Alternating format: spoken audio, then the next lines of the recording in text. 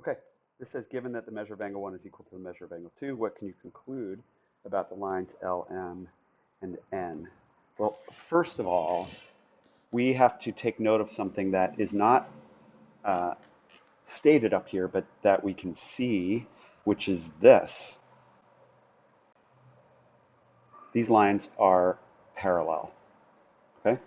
So if the measure of angle 1 is equal to the measure of angle 2, and we know these lines are parallel, then what we know is that the measure of angle 1 plus the measure of angle 2 is equal to 180, okay, because they are same side interior angles, and so they must be supplementary, all right?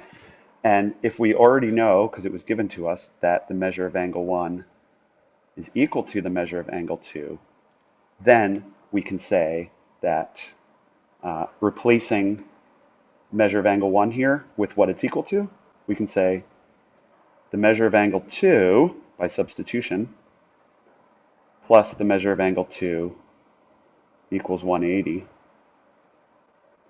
And therefore 2 times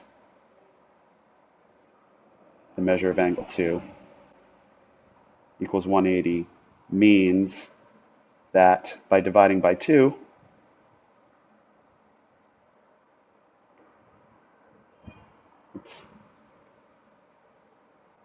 divided by 2 equals 180 divided by 2, or the measure of angle 2 is equal to 90 degrees. Okay? So we know that to be true.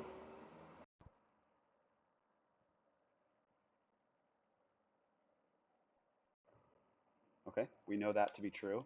And we can now go further and say, um, if that's true, and we know that the measure of angle 1 is equal to the measure of angle 2. I'm sorry it's so sloppy. I'm kind of having a hard time writing. And we know that the measure of angle 2 is equal to 90. We can use substitution to replace measure of angle 2 with what it's equal to, 90.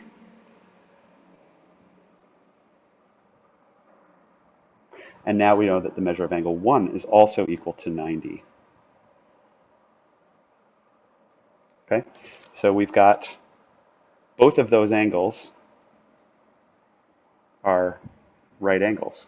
Okay, and that means that we know that line N is perpendicular to, so I can say, N is perpendicular to L, and N is perpendicular to M as well. Okay. Now it also, where you see I circled right here, it was already given that L is parallel to M, but I'm going to write it anyway. Okay.